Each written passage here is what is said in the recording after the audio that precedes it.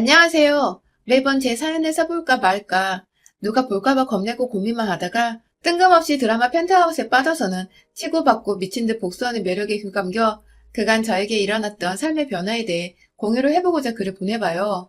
저는 40대 중반 여성이고 저희 남편은 저보다 딱 5살이 많습니다. 성인이 된 딸 둘이 있으며 하나는 지방대를 다니느라 지방에서 자취를 하는 중이고 하나는 서울에서 대학을 다니며 여전히 제품에서 크고 있죠.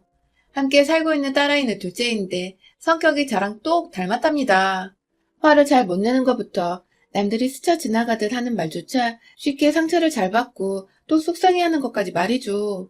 누군가는 그냥 소심한 성격이 아니냐고 할 수 있는데 또 그렇지만은 않아요. 정상적으로 쓴소리를 내주고 충고나 조언을 해주면 언제든지 그 말에 공감을 하고 상처가 아닌 위로나 다짐을 하기도 하는 긍정적인 성격입니다. 하지만 그 상대가 저희 남편이나 첫째 딸처럼 말을 거르지 않고 뱉어내서 남한테 상처를 잘 주는 사람이라면 애기가 180도 달라지죠. 첫째 딸은 저희 남편 성격을 꼭 빼닮았어요. 한 집안에 딱 2대2로 성격이 나눠진 것이죠. 제 딸이야. 제 품에서 키우고 나온 제 핏줄이니 성격이 어떻든 무조건 보듬어주게 되고 또 사랑하지 않을 수가 없지만 아휴, 제 남편은 제가 정말 상대하기가 힘들더라고요. 어쩜 그렇게 저랑 성격이 다르던지. 결혼 초부터 지금껏 저는 늘 마음속에서 눈물을 홍수처럼 흘리곤 했답니다. 뭐 하나 자기 마음에 안 들면 신경질부터 내서 같이 있는 사람을 죄인처럼 만들고 그 바람에 어디 놀러라도 갔다가 신경질을 부리면 온 분위기가 다 암울해져서 노는 기분도 안 들고 어찌나 필터링이 없이 생각나는 대로 말을 내뱉던지 사람의 인격을 깎아내리는 게 너무나도 일상이었어요. 제가 옷을 대충 입고 동네 슈퍼로 가면 거지도 그렇게 입지는 않는다며 나가서 돈 좀 벌어서 옷 하나를 사 입으라더군요. 다른 집 남편들 같으면 옷을 그렇게 입었을 때 다른 옷이 이쁘겠다며 말을 해주거나 그냥 말을 참거나 하다못해 먼저 옷을 사줄 텐데 늘 말을 이런 식으로 하는 사람이었습니다. 어떤 부류인지 아시겠나요? 또 기억이 나는 것은 제가 첫째를 데리고 둘째 출산을 저 혼자 병원에 가서 낳았거든요. 남편은 퇴근 후 샤워를 하고 있었는데 제 배가 갑자기 아파와서 막 밖에서 급하고 무서운 마음에 화장실 문을 두들겼는데 글쎄 남편은 샤워하는데 방해하는 거 싫어한다고 제발 혼자 해결을 하라면서 만삭인 와이프가 애가 나올 것 같다고 밖에서 몰래 노크를 해대고 있었는데 그걸 무시한 바람에 전 그냥 첫째 딸을 혼자 안고서 택시 타고서 병원에 갔었답니다. 물론 애를 낳을 때까지 옆에 남편은 없었고 병원 직원분들이 제 첫째 딸을 돌봐야 했던 웃긴 상황까지 연출되었죠. 애를 낳고 제가 정신이 돌아온 후 뒤늦게 연락을 했더니 남편은 애 낳았어? 어쩐지 없더라. 딱 이 한마디 하고는 병원에 오더라고요. 아, 여자한테 임신하고 출산하는 그 시기가 얼마나 중요한지 아시죠? 전 이렇게 남편한테 와이프인지 아님 생판 남인 건지 도대체 알 수 없는 취급을 받으며 둘째까지 순산을 했고 그렇게 전 그날후로 왠지 모르게 남편에 대한 속상함과 섭섭함이 마음속 깊이 자리 잡았던 것 같아요. 하지만 남편의 불같고 생각 없이 말하는 그 성격보다 절 더 힘들고 섭섭하게 만드는 것이 있었습니다. 바로 시댁 식구들과 저를 대하는 남편의 태도였는데요. 저희 남편은 시댁에서 장남도 아니고 위로 형이 둘이나 있습니다. 하지만 남편은 지가 장남인 듯이 늘 시댁에서 역할을 하곤 했죠. 왜냐하면 장남 노릇을 못하는 저희 큰아주버님 때문에요. 사실 큰아주버님은 잘못이 없습니다. 그 옆에 있는 저희 큰형님 탓이었죠. 왜냐하면 그 옆에는 정말 엄청난 쌍년이었거든요. 큰아주버님과도 어디 술집에서 만나 사고를 쳐서 혼전 임신으로 결혼을 한 큰형님은 저랑 동갑에다가 작은 형님보다 2살이 아래였어요. 뭐, 집안에서 며느리 노릇하는데 나이가 무슨 상관이겠냐면은 우리 집안에서만큼은 예외였습니다. 결혼하고 나서부터 큰아주버님 성격이 워낙 드셌어요. 정말 남편의 성격은 세 발의 피라고 할 수 있었을 만큼 큰아주버님은 뇌를 통째로 어디다 맡겨놓고 온 듯이 무개념의 무상식인 사람이었죠. 그런 사람과 결혼을 한 와이프다 보니 시어머님과 시아버님도 큰형님을 대하는 것에 어려워하는 듯 했습니다. 잘못했다가는 큰아주머님이 형님 편을 들면서 덜컥 화를 내버릴 게 뻔했기 때문이죠. 졸지에 시부모님이 자기 눈치를 보자 뭐가 그리 당당했던지. 큰형님은 쭉 시댁에서 완전히 갑이 되어 있었죠. 솔직히 큰아주버님 성격이 좋지는 않았지만 자기 와이프 편을 확실히 들어주는 모습만큼은 늘 부러웠어요. 늘 형님은 제사를 지낼 때도 아프다고 혹은 바쁜 일이 있다면서 불참을 했고 제삿날뿐만 아니라 여러 시댁 행사가 있을 때에도 본인 일이 먼저라면서 늘 자리를 비웠어요. 중간에 시부모님이 한 번씩 아프셨을 때에도 나몰라라 하는 바람에 작은 형님이 나서서 병원에 데리고 다니셨죠. 그게 좀 이상해 보였던 저는 작은 형님이 불쌍하다며 따라가 옆에서 도와드렸고요. 물론 큰 형님이라고 이 모든 일을 담당하고 해내야 할 의무는 없었지만 적어도 모두가 일을 분담하고 함께 해내야 할 순간까지도 나몰라라 하시니 점점 저나 작은 형님의 불만이 쌓여갔습니다. 특히나 작은 형님은 큰 형님과 자주 부딪히면서 행동을 똑바로 하라는 식의 말싸움도 여러 번 하셨는데요. 결국 결론은 늘 똑같았어요. 큰형님은 말이 전혀 통하지 않는 사람이었기에 싸우고 불만을 제기해도 늘 제자리 걸음이었죠. 그렇게 살다 보니 작은 형님은 작은 아주버님과의 사이도 시댁 문제로 틀어져서는 거의 각방을 쓰시게 되었죠. 부부 사이가 좋지 못하니 시댁 일에는 더욱 소홀하기 시작하셨고 제가 나름 의지하고 있었던 작은 형님까지 시댁에서 모습을 감춰버리신 바람에 시댁의 일은 온전히 막내인 제가 떠맡게 되었습니다. 시어머니가 5년 전에 돌아가시면서 큰아주버님께 제사를 확실히 맡으시던지 혹은 정확히 나눠서 돌아가며 분담을 하자고 하다못해 제사 비용이라도 자식 셋이서 분담해 나누자고 확실히 말씀을 드렸지만 완곡히 거절을 당했고 남편은 제 말을 귓등으로 듣는 건지 자기 형이 싫다는데 억지로 시키지 말라며 그걸 자신이 하겠다고 가지고 왔어요. 그러니까 자기 형은 장남인데도 제사를 억지로 시키면 안 되고 지 와이프는 멋모르는 막내 며느리인데 시집 오면서 쭉 맏며느리 노릇을 하다가 시어머니 돌아가신 후에도 제사까지 억지로 시켜도 된다는 논리였죠. 정말 어마무시한 쌍놈이죠. 하지만 더 큰 문제는 그렇게 제사를 모두 가져왔으면 남편이 절 좀 도와주던가 아니면 몇 없더라도 시부모님이 가지고 계시던 재산 중 일부를 더 제사를 준비하는 값으로라도 혹은 수고비로라도 형님들이 저희한테 더 얹어줘야 하는 거 아닌가요? 그런데 이놈의 망할 남편이란 인간은 제사를 도와주기는커녕 1년에 한 6번 있는 저희 제사를 늘 불구경하듯 옆에서 지켜보기만 했고 형님들은 철저히 연락이 끊겨버린 바람에 저 혼자 딸과 함께 제사상을 모두 차려냈습니다. 중간에 시아버지도 혼자 시골집에 내버려두면 불안하다고 남편이 저하고 한 번의 상의도 없이 아버님을 집으로 데려온 바람에 전 시아버지를 모시고 살기까지 했어요. 그 후 3년 정도 돌아가시긴 하셨지만 아휴 참 어른들이 돌아가시기 전까지 케어하기란 정말 쉽지 않잖아요. 식비와 병원비, 간병비로 돈은 돈대로 드는데 형제들이나 형님들이나 아무도 고맙다 혹은 미안하다의 인사를 한 번은 안 하시니 참 외롭고 힘들더라고요. 덩달아 남편도 남의 일 마냥 저를 도와주기는커녕 무시하고 일이나 시켜대니 마음의 골병이 많이 들었던 시기였어요.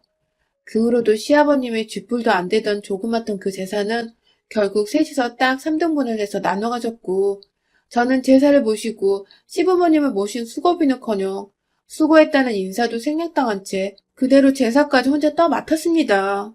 제가 억지로 식구들의 불러모와 함께 제사를 지내자고 하지 않은 이상은 그 누구도 저에게 먼저 연락을 하지 않았으며 또 제사를 지내는 것에 도와주려고 하지도 않았죠. 가장 제 옆에 있던 남편놈도 마찬가지였고요.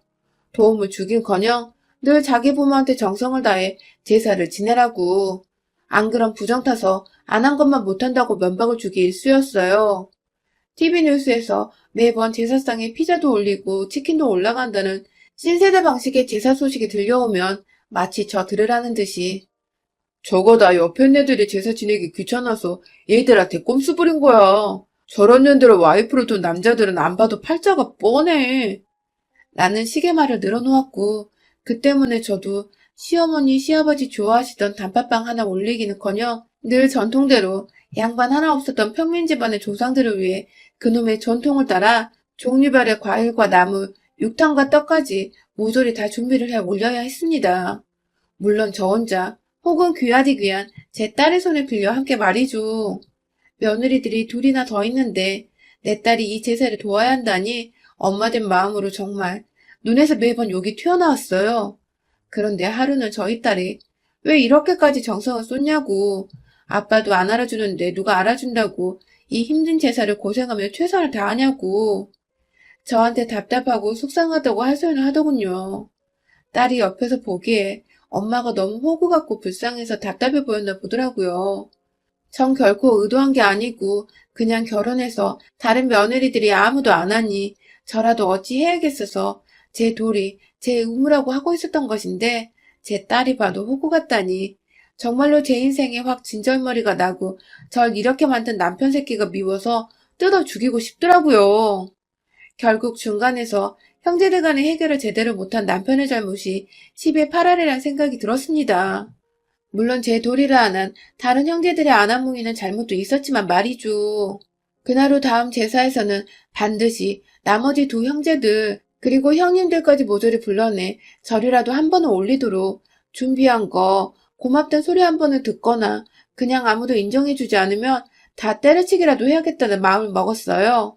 한마디로 이것들이 날 호구로 보고 있었는지 아니면 속으로라도 미안하고 고마운 마음을 가지고 있었는지 확인을 해보기로 한 것이었죠. 그리고 다음 제사가 다가오기 무려 한 달 전, 저는 남편을 통해서 형님과 아주버님들께 연락을 하려다가 역시나 도와주지 않고 제사는 혼자 알아서 하라는 개소리를 시전하는 남편을 무시한 채 직접 전화를 걸었습니다. 그리고는 큰형님이고 작은형님이고 그 남편들한테까지 말했어요. 제사를 지내야 하니 한 달 후 제삿날의 약속은 비워놓으라고 말이죠. 뭐 예상했던 대로 모두들 바쁘다. 혹은 못 간다는 갖가지 핑계를 대면서 회피했고 둘째 형님만큼은 저한테 미안하다고. 그런데 첫째 형님 꼴 보기 싫어서 만나고 싶지가 않다는 솔직한 대답을 해주셨어요.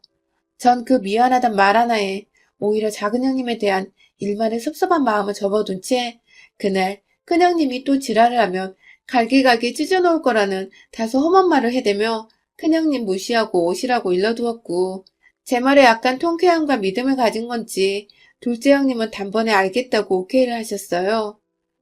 한동안 큰형님네 부부를 집으로 오게 하려고 부단히 노력했어요.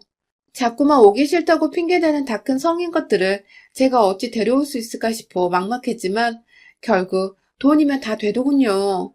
집이 재개발이 되면서 돈이 슬슬 불어날 것 같아 아버님께 받은 쥐뿔만한 재산이 필요가 없으니 제사를 도와주는 분께 이 돈을 나눠주겠다고 하니 정말 체면도 없는 건지 그 자리에서 갈게 하고 확답을 주던 대갈통이 텅텅 비어있던 큰형님과 큰 아주버님. 제 입으로 꺼낸 구라였지만 참 그런 구라에 넘어가 생전 안 오던 제사에 오겠다고 하는 이 부부가 한심한 걸 떠나 정말 같은 가족이란 게 한심하고 쪽팔리더라고요. 그렇게 제삿날이 되었고 둘째 형님께서는 내심 그간 제사에 참석도 못하고 큰형님을 핑계로 못 오셨던 것이 제게 미안하셨는지 일찍부터 집에 오셔서는 절 도와주셨어요. 생각보다 차릴 게 많아서 늘 딸과 둘이서 해내기가 쉽지 않았는데 형님께서 과일을 미리 손질해 와주셨고 나물 몇 가지도 미리 준비를 해오셔서 금방 재료 준비를 끝낼 수 있었습니다. 큰형님네는 역시나 제사가 시작될 시간이 조금 지나 집에 도착을 하셨고요. 그 바람에 둘째 형님은 또다시 뚜껑이 열려서는 내가 이 꼴 보기 싫어서 그간 제사를 안 하려고 한 거야. 라면 제게 하소연을 하셨고 저는 그 꼴 저도 더 이상 보기 싫어서 오늘 모두를 부른 거예요. 두고 보세요. 하면서 작은 형님께 암암리에 굳건한 눈빛을 딱 발사했죠. 이때까지도 전 사실 제가 뭐라 큰형님과 단판을 지어야 할지 몰랐습니다. 내심 저도 쫄아서는 몸싸움이라도 일어나면 어쩌나 싶어 내내 마음이 편치 않았어요. 그러다가 아휴 어떻게 큰형님과 단판을 지을지를 저희 남편이란 새끼가 떡하니 만들어주더라고요.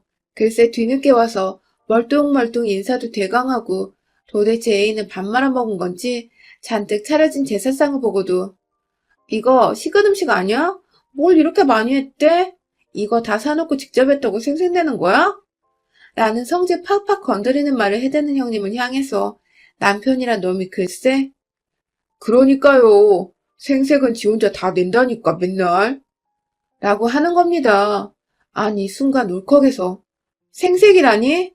이렇게 개고생을 했는데 이게 생색이라고요? 라고 눈을 동그랗게 뜨고 말하니 남편이 그러더군요. 원래 너 같은 애들이 제사 차리는 거고 형수님처럼 여리여리한 분들은 그냥 옆에 서 계시는 거야. 이건 조상 때부터 이어진 국룰이야. 라고 말입니다. 그 말에 옆에 큰아주버님은 키득키득 거리고 있고 평소 큰형님과 큰아주버님 욕을 작은형님으로부터 귀가 닳도록 들은 작은아주버님은 제 눈치를 보느라 바쁘시고 작은형님은 그걸 말이라고 하냐며 눈으로 큰형님 내려 죽일 듯 야리고 계시고 제 딸은 저 대신 큰형님 뺨이라도 한 대 때릴 기세로 두 주먹을 불끈 쥐고 있고 제가 그만 이 아슬아슬한 분위기를 참고 넘기지 못하겠더라고요. 도와주는 걸 바라지는 않았지만 그렇다고 막말까진 예상을 못했네요. 곧장 부엌으로 달려가서는 주방용 가위를 손에 칼자루 쥔마냥 쥐고 나왔습니다. 영화 속에 나오던 척기처럼 그걸 손에 쥐고 나오니 큰형님은 지가 찔리는 게 있는지 끼악 하며 비명소리와 함께 뒷걸음질을 치더라고요. 웃긴 게 큰아주머님 뒤로 숨었는데 큰아주머님은 지가 숨겠다고 형님을 앞으로 내빼고 있었어요. 그 옆에 작은 형님과 눈이 딱 마주쳤는데 저는 분명히 읽었습니다. 작은 형님의 눈에서 짱 박힌 희열과 분노로 가득 찬 응원의 그 목소리를 말이죠. 그리고는 전 곧장 제상 뒤에 세워놓은 시어머니 살아생전부터 제사했었던 그 병풍을 향해 달려갔고 손에 든 가위로 그 병풍을 갈기갈기 찢어버렸습니다. 손으로 한번 푹 찍은 뒤에 조금만 힘을 줘서 아래로 잡아당기니 병풍은 정말 힘없는 종이 마냥 흐물흐물 찢어졌어요. 그리고 이내 저는 제 손으로 만들었고 작은 형님의 작은 도움을 받은 그 제사상을 큰 형님의 부모를 향해 상을 들어 올려 확 뒤집어 넘겨버렸습니다. 상을 아예 형님네 부부 쪽으로 밀어 던지는 바람에 두 사람은 제사 음식을 덤탱이 쓴 것과 동시에 상에 맞아서 뒤로 쓰러지더군요.